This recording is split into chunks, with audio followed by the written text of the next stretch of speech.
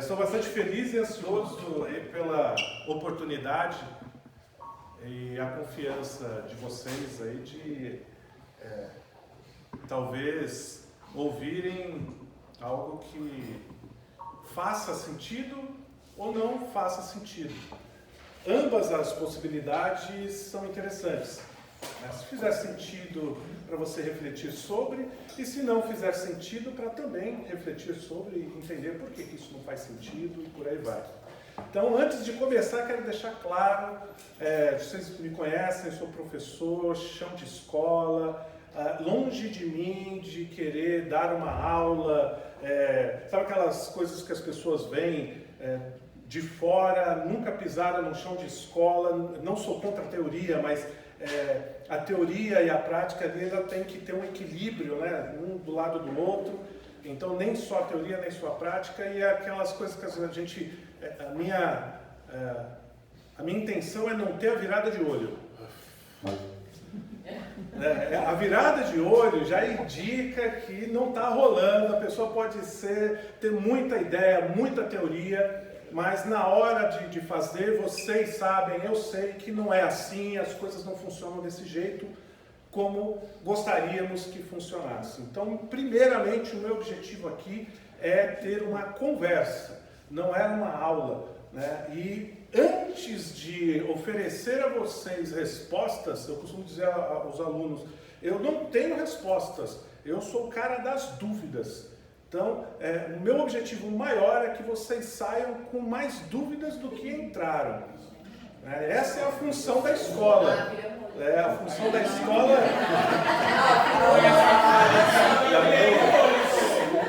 A função da escola é a dúvida. Soluções. Não temos soluções, não trabalhamos com soluções. Então, é isso. E o que me motivou a pensar, né, já tem um tempo, sobre a minha profissão, sobre a nossa profissão, é a percepção real, científica, comprovada do adoecimento da nossa categoria.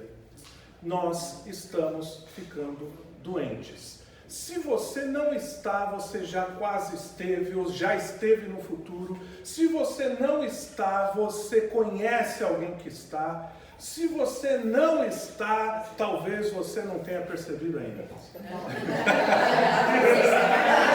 Na verdade, você está. E os dados e informações aí de órgãos de pesquisas mostram. O ano passado saiu uma pesquisa sobre os professores da rede pública de São Paulo, da rede municipal, e é alarmante. 63% dos professores pegaram licença médica no período do ano. 63% de toda uma equipe é muita gente no período desse ano. 83% dessas pessoas, né, não do só que pegaram, mas 83% dos professores da rede declararam que tiveram problemas emocionais ao longo do ano. Alguns, obviamente, pegaram licença, outros não. Mas 83% de toda uma categoria que trabalha numa empresa dizer que teve problemas emocionais no período daquele ano, tem algo errado que não está certo. E nós estamos adoecendo há décadas. Há décadas. E não há muita preocupação com isso. Toda a estrutura escolar, a estrutura pedagógica, ela é voltada para o aluno, para o aprendizado. Não sou contra isso, é óbvio que a escola funciona para o aluno, mas o professor vai sendo colocado em último nessa prateleira. E aí nós vamos sendo trocados. Adoeceu, tira, coloca o outro mais novinho, aguenta o tranco, depois adoece, coloca o outro, e vai indo, e nós vamos aceitando. Nós estamos adoecendo, nós estamos infartando, nós estamos com problemas emocionais. Eu perdi um amigo meu alguns anos atrás, professor, suicidou. Ele vinha há tempos dando indícios de que não estava bem. E a gente vai fingindo, toma um negocinho. Na reunião com os professores, a gente fala dos remedinhos como se fosse uma coisa normal, natural. Não, não é. Não é normal e natural ter que tomar remédio para viver, para trabalhar, para entrar numa sala de aula. Não é, não pode ser. Então, a medicalização do trabalho, né? A gente fala bastante dessa coisa da medicalização. Mas não sou eu não uso isso. Então, mas nós estamos falando de uma categoria, estamos todos no mesmo barco. Se o meu colega, ou grande parte desses meus colegas, eles não aguentam, vai me sobrecarregar. E no final acaba sobrando para mim também. Então, o meu objetivo era esse. Essa é a minha preocupação. E dentre essa preocupação eu comecei a pensar em vários motivos. E os motivos, né, todo mundo já conhece, o de cima sobe, o de baixo desce, bom, xibom, xibom, bom, bom. Não, não é isso. O motivo vocês sabem da carga de trabalho, vocês sabem das cobranças, vocês sabem das mudanças de legislação, vocês sabem das mudanças sociais, da família, da centralização do aluno. O aluno pode tudo. Eu não estou preocupado com o aluno está muita gente preocupada, tem toda uma pedagogia preocupada, tem toda uma legislação preocupada, e não estou dizendo que não é para se preocupar com o aluno, mas em determinado momento nós devemos agir como aquela coisa da máscara de oxigênio do avião. Quando cai, você coloque você primeiro, porque você precisa se salvar. Depois a gente vai salvar o outro.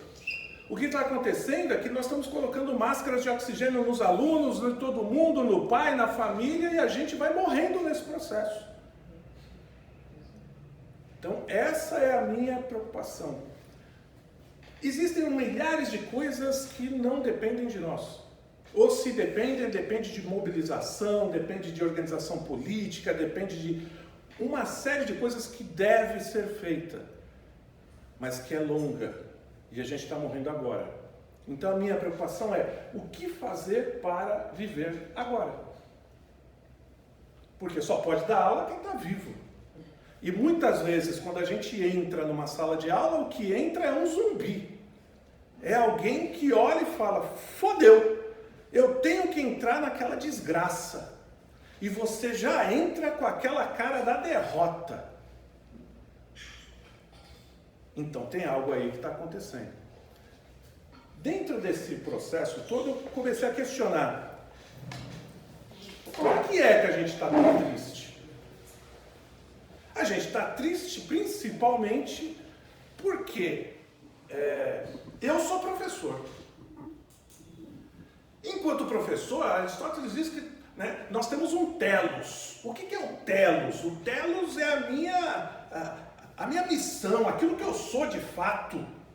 É aquilo que me dá tesão. Fala, não, eu sou professor porque eu entro numa sala de aula e eu ensino. Eu sou professor. E aí temos um problema.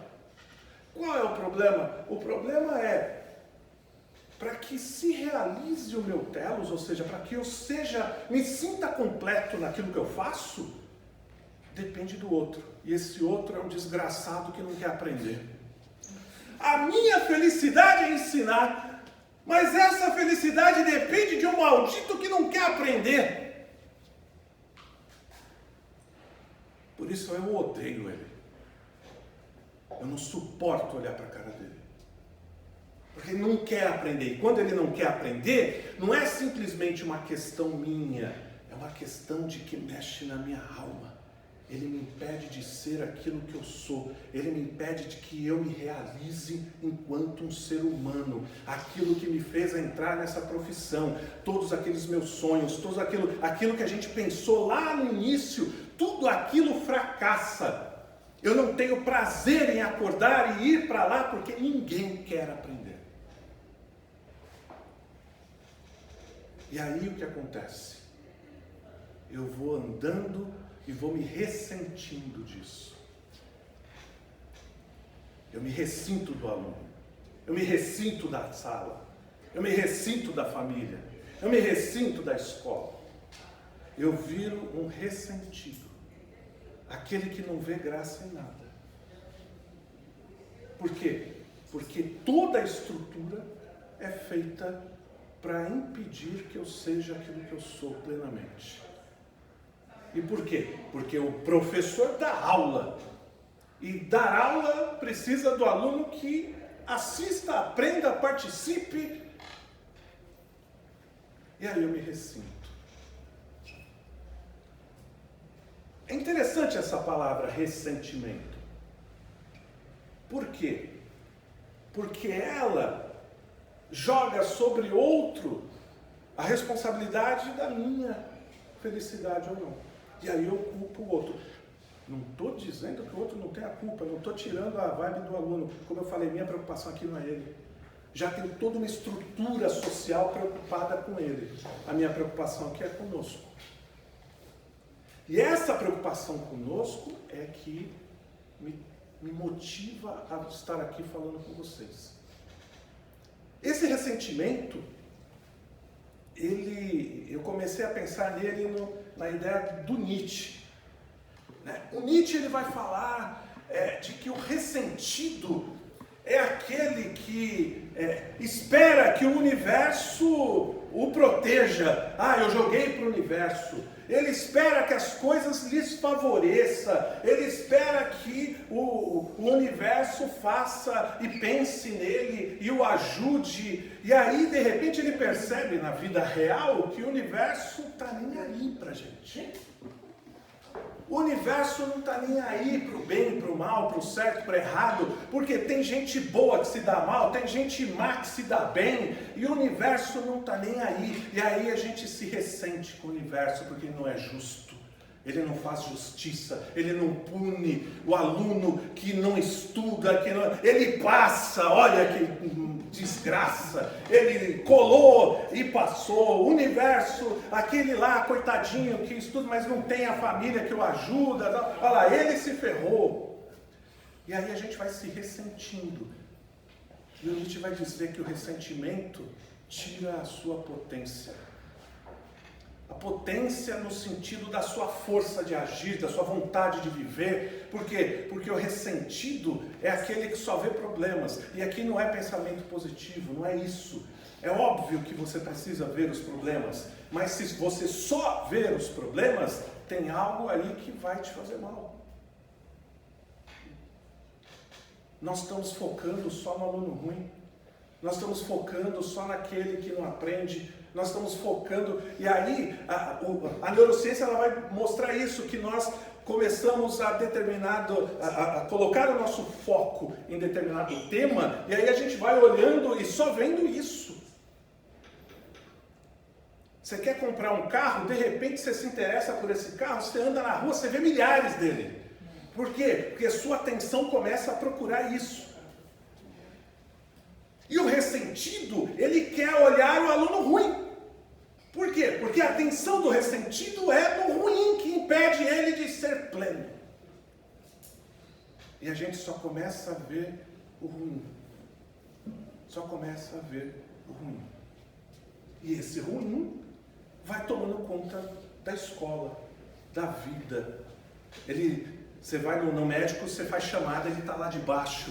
Você está no Oliveira Lima, você encontra com ele. Você vai no ônibus, ele entra. O ruim é uma desgraça.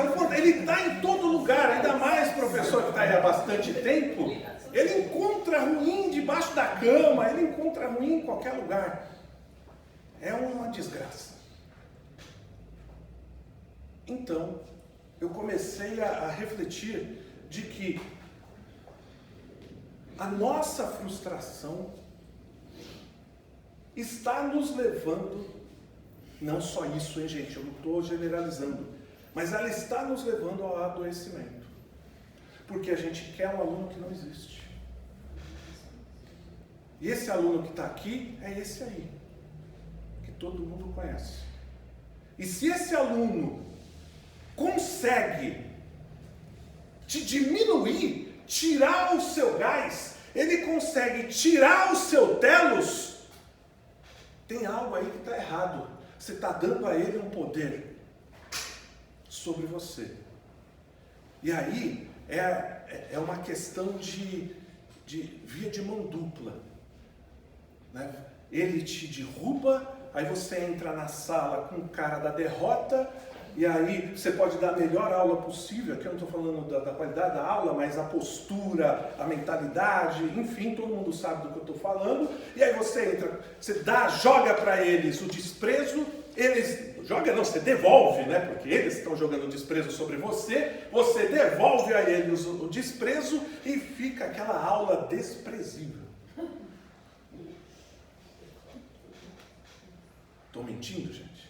Todo mundo aqui está no chão da escola e sabe do que eu estou falando. Não estou mentindo. Então, dentro desse processo, eu acho que a gente tem que pensar: como é que a gente resolve isso? Não sei. Mas talvez um cara chamado Walter Benjamin, talvez ele possa nos dar uma ideia. Walter Benjamin vai analisar a estrutura das obras de arte na sociedade, e aí ele vai dizer ali, olha, a obra de arte, o que diferencia a obra de arte de uma reprodução é que a obra de arte tem aura. O que é aura? A aura é algo que confere àquela obra de arte um valor de culto. Um valor que não tem a ver com a qualidade ou não daquela obra, mas tem a ver com a história, tem a ver com quem fez, onde fez, por que fez. Ou seja, a obra de arte, ela nasce com essa ideia quase que religiosa do culto. E o ressentimento tirou de nossas aulas a aura. Por quê? Porque eu estou interessado em que ele aprenda matemática, química, física, biologia, e quando ele não quer aprender isso, eu me frustro, eu me angustio, eu me ressinto dele. Mas em determinado momento eu preciso entender qual é o meu papel aqui. Meu papel aqui é ser um professor, e o professor que está só interessado em ensinar a sua matemática, química, física, biologia, está fudido. Por quê? Porque nós temos milhares de pessoas com interesses diferentes, com sociedade que cagou para nós. Agora, o nosso papel aqui é trabalharmos com seres humanos, com indivíduos, uma formação ampla, holística. E dentro desse processo, a matemática, química, física, biologia é meio e não é fim.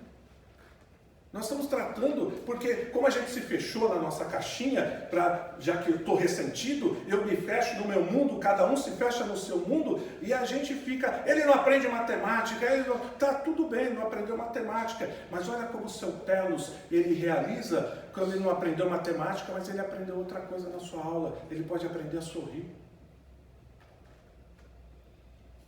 Ele pode aprender o respeito. Ele não me respeita, mas quando eu o trato com respeito, quando ele me desrespeita, ele pode não estar aprendendo nada, mas eu tenho ali uma série de pessoas que estão olhando e falando, porra, o cara desrespeitou, o outro foi lá e respeitou, ele tratou com respeito. Não é ser bobo, é respeito diferente.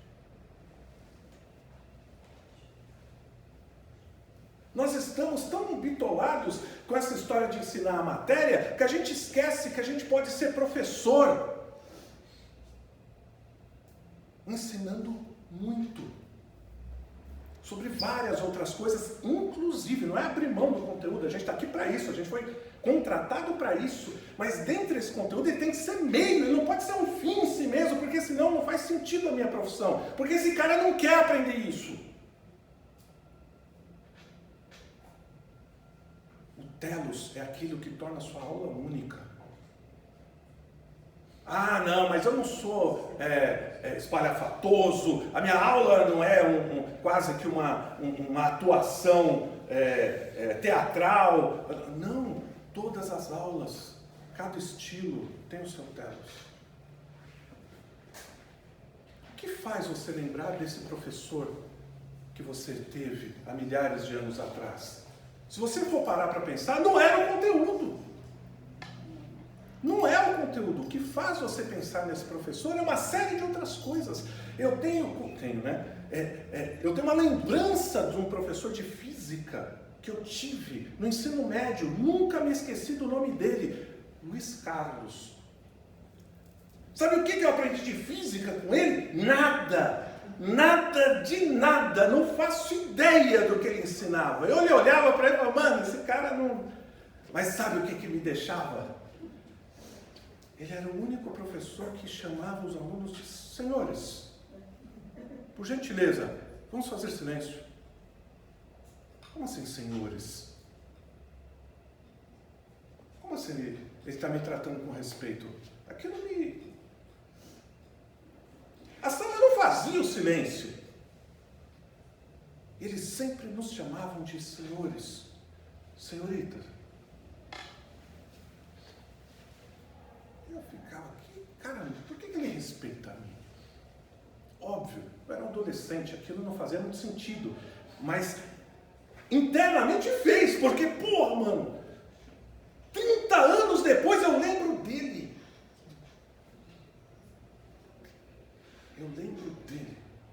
Eu me lembro do meu professor de língua portuguesa, 5ª série. Um senhor nordestino, grandão, Armindo, que a gente carinhosamente chamava de Armindão. E ele nos dizia, vocês precisam estudar, porque os pais de vocês não tiveram oportunidade. Eu estava na 5ª série, aquilo entrava por um ouvido e saía pelo outro, óbvio. Ou não. Porque hoje eu tenho 50 anos e me lembro exatamente das palavras dele. Me lembro. Eu ouço a voz dele aqui falando, garotos, aproveitem isso aqui. 5ª série, ninguém, nem a molecadinha, ó, acha, faz sentido? Pô, por que eu lembro? Porque eu só tive aula com ele na 5ª série, e porque até hoje eu me lembro dele. Sabe o que eu me lembro do que eu aprendi com ele de língua portuguesa? Não faço ideia, mas eu me lembro dele. Sabe qual é o nome disso? Aura. Aura. Isso é aura. Ah, mas ninguém está prestando atenção. Tá. Mas eles tiram 0 na prova. Isso é outra questão. Eu odeio aquele professor de matemática. Calma. Daqui 10 anos a gente conversa. Isso é aura. A aura é o que torna a sua aula algo especial. Todo mundo aqui passou pela universidade e todo mundo sabe aquele professor que a aula lotava. Não tinha lugar, as pessoas sentavam no chão para assistir a aula dele. Por que todo mundo quer assistir aquela aula? Porque aquela aula tem algo. Esse algo é o quê? A aura, que é algo inexplicável. As pessoas conferem a ele alguma importância. E esse conferir a ele alguma importância faz com que as pessoas queiram ouvi-lo. O ressentido não tem aura. O ressentido, ele só odeia estar naquele lugar. A aura é o que torna a sua aula diferente.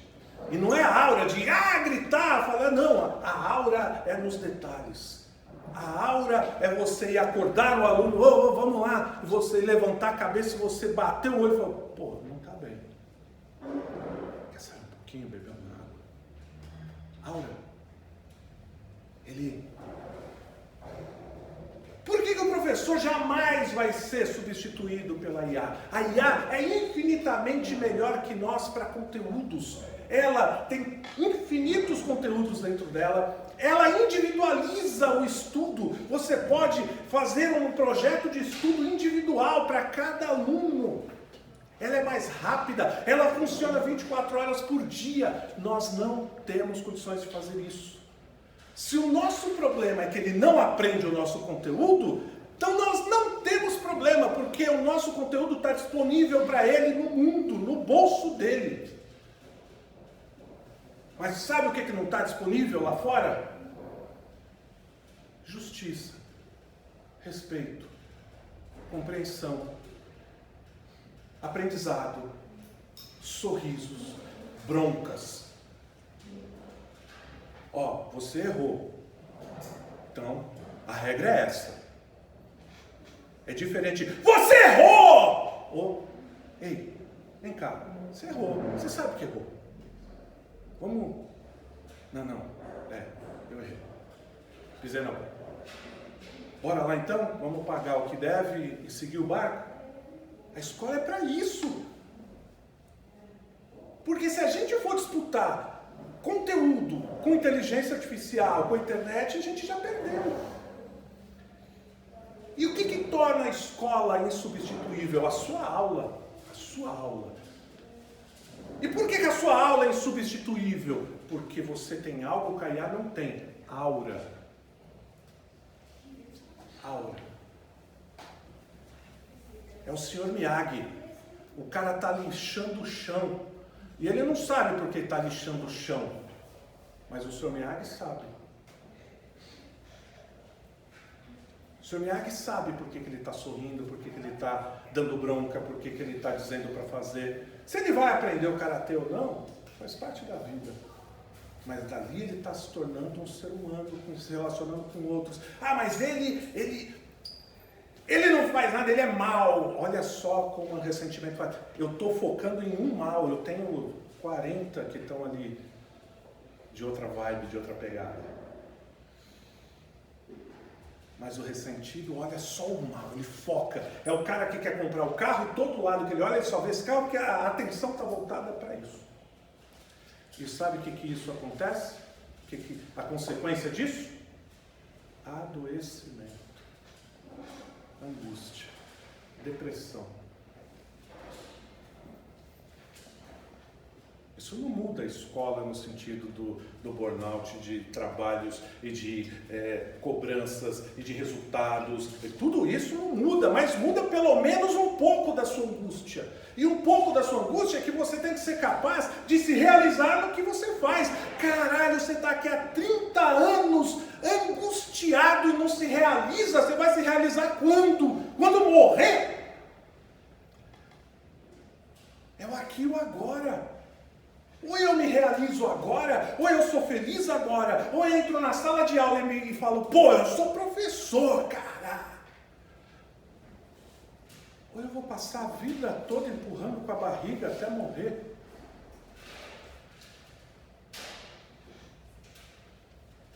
Isso é algo que deveríamos pensar. Qual é a minha aura? Qual é a aura da minha aula? O que torna a minha aula, e aqui eu não estou falando só da explanação do conteúdo, o que torna a minha aula aurática?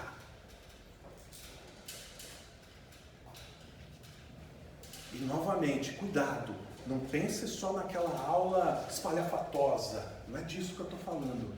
Cada professor tem seu estilo, tem seu jeito, tem professor que é rígido. E muitos de vocês lembram, não, eu tive um professor que era rígido. Essa é a aura dele, te cobrava a responsabilidade. Eu tive um professor que eu nunca vou me esquecer dele. Mais recente agora.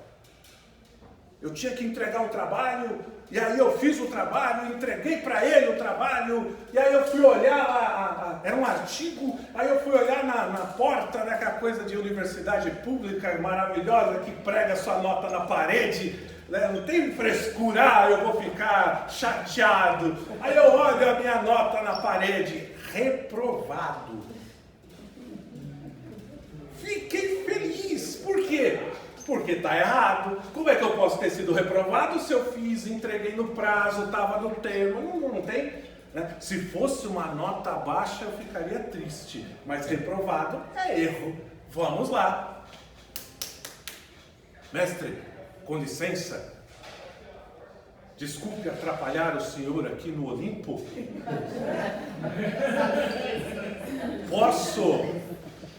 Posso falar com Vossa Excelência? O senhor tem 2 segundos?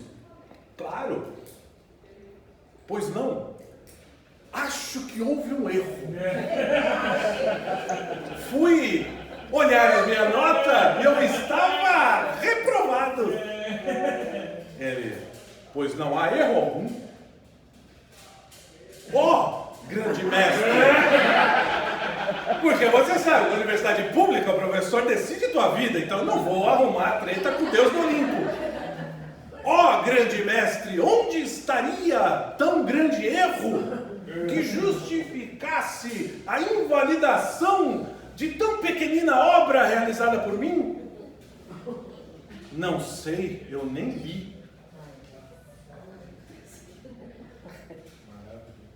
Grande mestre, não entendi. Desculpe a minha incapacidade. Ainda na esperança, né? Vou puxar o saco, né? Vai que eu viro o jogo, né? Porque se eu já chuto o balde, não tem volta. Eu pedi o trabalho no formato que a FAPESP pede. E você me entregou no formato ABNT. Como estava no formato não dentro dos padrões que eu solicitei, eu descartei o seu trabalho.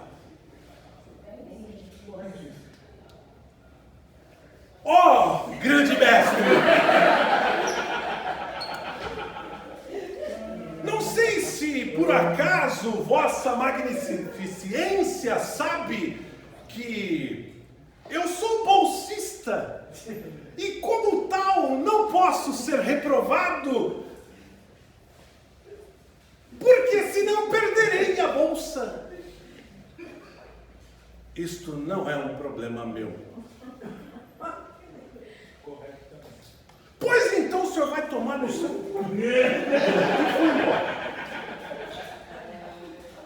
E fui. Maravilhoso.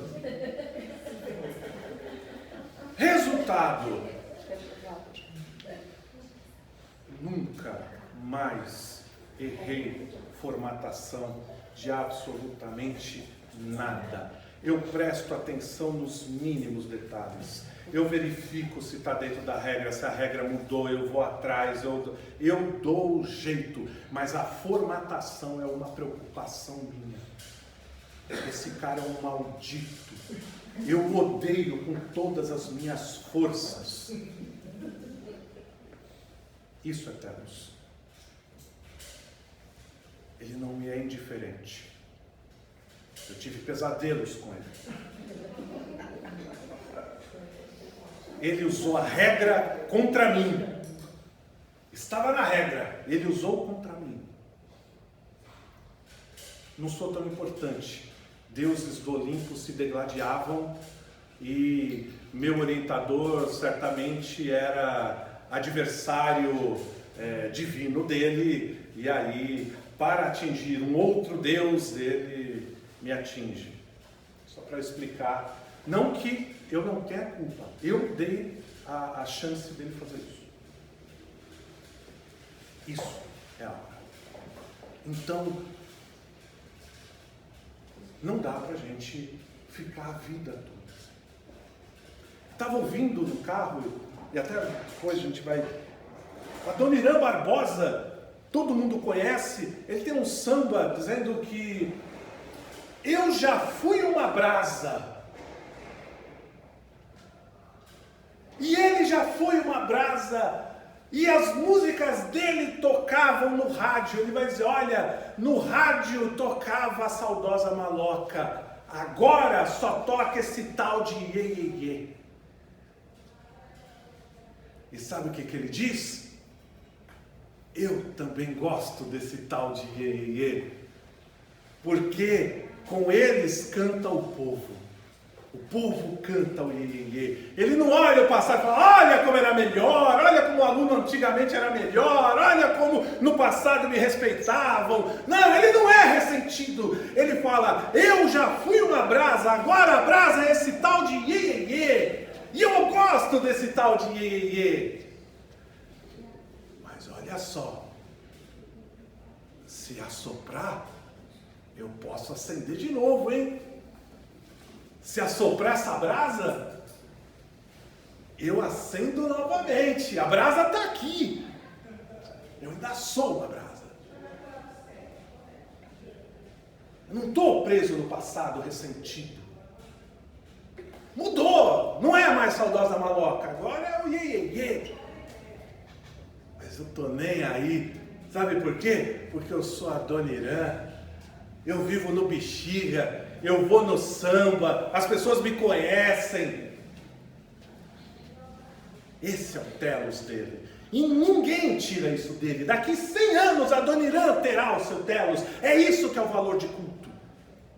Eu juro para vocês, pelo menos uma vez por mês, eu saio da minha casa e vou numa padaria no Bexiga, só porque a Dona Irã frequentava aquela padaria. E eu vou só para sentir, caramba, ele andou por aqui, ele vinha nesse balcão. É a mesma padaria. Fazer propaganda Santo Domingo. É a mesma padaria. Tem fotos dele na porta da padaria. Caramba, a Dona Irã. Isso é telos. É o professor que me deu aula na 5ª série.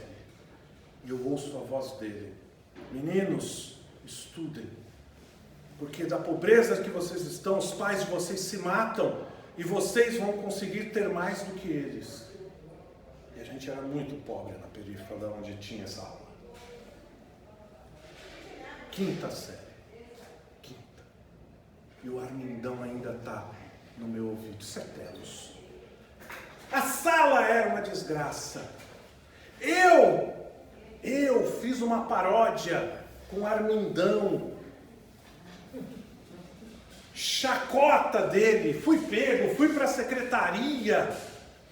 Armindão pensando, esse moleque não me respeita. Porra, Armindão. Tão longe da verdade. Talvez eu fosse o rapaz que mais o respeitava. Não naquele momento. Não naquele momento. Mas talvez por isso, talvez porque ele me incomodava que eu o agredia. E aí a gente chega no Freud. O Freud vai falar da relação da transferência e contra-transferência. Daquilo que o aluno joga para você não é por você, é pela sua função de autoridade. E aí você devolve para ele aquela agressão e fica uma luta. Quando a gente deveria entender, não é sobre mim. É isso, ele vai ter que trabalhar na vida dele, fora daqui, na terapia, está tudo bem. Mas a gente tem que usar isso a nosso favor também. Entender que aquilo que eu faço é aula. O meu sorriso é aula. Eu sou exemplo. O jeito que eu ando no corredor é aula. Ah, mas eu não quero, não me siga porque eu não sou novela. Então, vai trabalhar de Uber. Porque se você é professor, você é exemplo. Eles estão te vendo. Eles estão te vendo nas redes sociais. Eles estão te vendo fora da escola. Eles estão te vendo aqui dentro. Você é exemplo. A gente ensina por várias coisas, mas dentre essas milhares de coisas, uma das mais importantes é o exemplo. Você ensina pelo exemplo. E isso facilita um pouco, essa compreensão. Por que eu estou dizendo isso? Eu não estou dizendo para você fazer. Você já faz. Não estou dizendo que você não faz isso, você já faz. O que eu estou dizendo é mostrar para você que você faz. O seu telos está sendo realizado. É que talvez ele não aprenda matemática, mas ele está aprendendo uma série de outras coisas com você. Um puta de um professor sério do caramba. Fala, pô, você pode falar o que for do professor, mas ele é sério, ele leva o trabalho dele a sério. Tudo que ele está dando aula, ele está fazendo de verdade. Pô, isso é uma puta aula, cara. Ah, mas ele não aprendeu nada de matemática. O chat depois resolve se ele quiser aprender. Mas essa aula da seriedade não tem chat que resolva. Não tem. Essa não tem. Essa é tua, exclusiva tua. Eu não consigo fazer isso. Esse é seu telos. Só para a gente exemplificar, para não ficar no falatório, já falei demais, inclusive, eu vou passar um vídeo, é de um professor.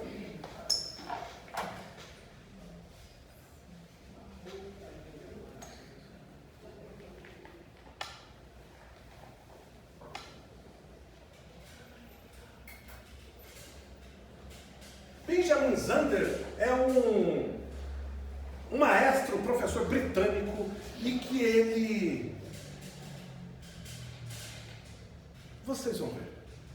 Pode deixar acesa mesmo? Não, vamos ver. É só 3 minutinhos. Só. Play better, play until you play. No, don't worry about that. You never need to worry about that. But will you give us access to our heart? Okay, so begin then.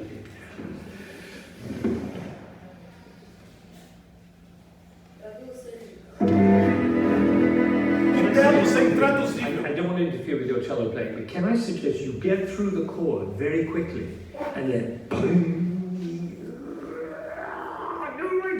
because this is too comfortable. It's an E minor chord, it's a dark chord. And then the next one is even more dark. It's the last 6 inches of the bow. Try it.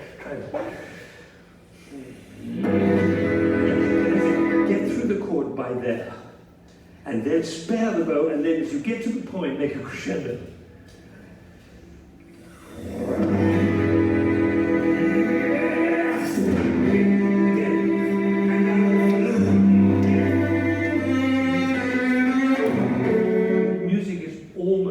In threes, or very often. 1, 2, and then 3. And it's either I, U, we, or 1, 2, 3.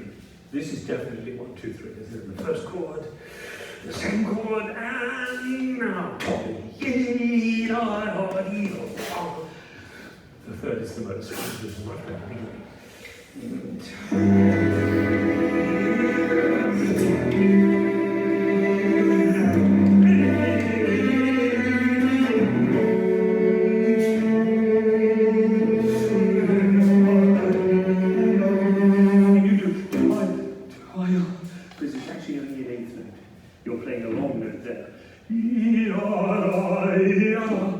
And then the rest is full. If you do ta-da, the rest don't have any meaning. But that's great. Do more. Pull. And you, as you pull, you're pulling on that heartstrings. Can you do that?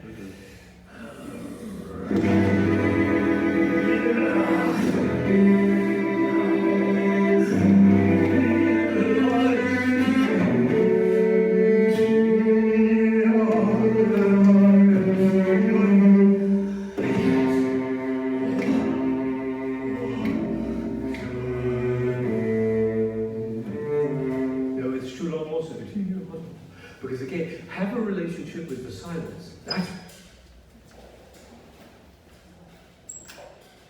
Temos aula. Não sei nada de música. Eu ficaria horas assistindo essa aula. Só para ver. Isso é aula. Eu vou aprender o que de música assistindo essa aula? Nada. Bolhufas. Manjo nada de inglês. Eu fico horas vendo. Mas a gente consegue entender exatamente o que ele está tentando ensinar. E o que ele está ensinando não é música, não são as notas. As notas as redes sociais fazem. Eu aprendo música em casa. Mas, pô, isso aí não. Isso é outra coisa. Isso é aula. Aula. Não é só aula, é aula. Todos vocês têm. E que não valorizam. E que pelo ressentimento do aluno ruim, a gente foi perdendo essa aula. Essa brasa foi se apagando e a gente foi se transformando em ressentidos. E o ressentido só vê coisa ruim. E não dá para ele colocar a sua aura na aula, porque ele odeia esse aluno, ele quer que esse aluno se foda. Não tem aura que vá. eu tenho que desencanar desse aluno. Eu tenho que semear. Os gregos tratavam a educação como semeaduras. Eles faziam essa analogia entre agricultura e educação, como um plantio. E é isso. A Áurea também entende que essa educação é um plantio. Esse moleque maldito que atrapalha a minha aula, talvez ele não aprenda nada, mas tem um monte de outros aqui que estão só observando a minha relação com ele. E alguma coisa está acontecendo ali, eles são seres humanos. Algo está acontecendo, que o meu ressentimento não deixa. E é por isso que Nietzsche vai falar que o ressentimento é o sentimento dos fracassados. Porque a potência não está nem aí para o fraco. A potência vai lá e faz. E dane-se. Eu faço. E dane-se o outro. E o meu objetivo é esse. Que você olhe a sua aula. Qual é? Atribuída a Plutarco a frase educar não é encher um balde. É acender um fogo. Mas como eu vou acender esse fogo se a minha brasa está apagada?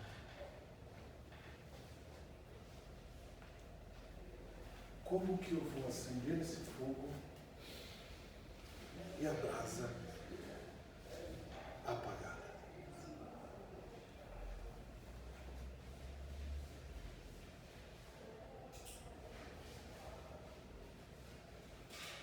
Vou passar aqui uma música para vocês, para a gente encerrar e pensar um pouquinho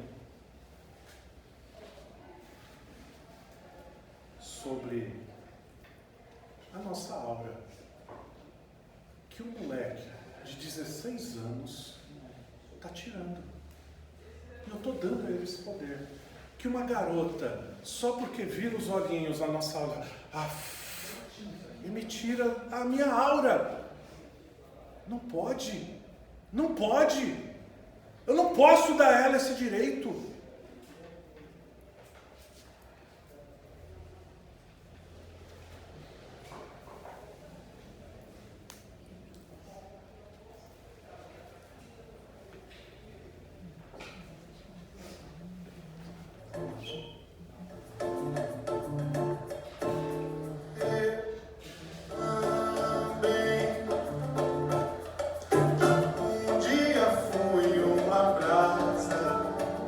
Começou.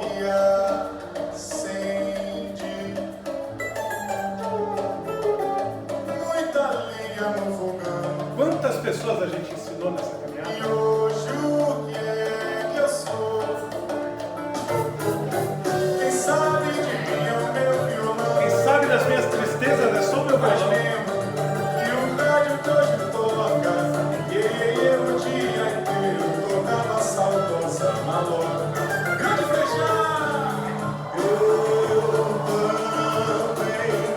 Também já fui essa brasa. Um dia fui uma praça. E a gente deixou um moleque de 16 anos apagá-la. Muita lenha no fogão. Quanta coisa boa a gente já fez nessa história. O que é que eu sou? Quem sabe de mim é o meu violão. Só o meu violão sabe das minhas Mas tristezas. lembro que o rádio que hoje toca, eu o dia inteiro tocava saudosa. E a música não toca mais. Eu gosto dos meninos desses porque com eles canta a voz do povo. Eu também gosto dos meninos dos Talvez. E já fui uma brasa, se assoplarem posso acender de novo. Só soprar essa brasa. Eu também. Se assoprar, a brasa acende.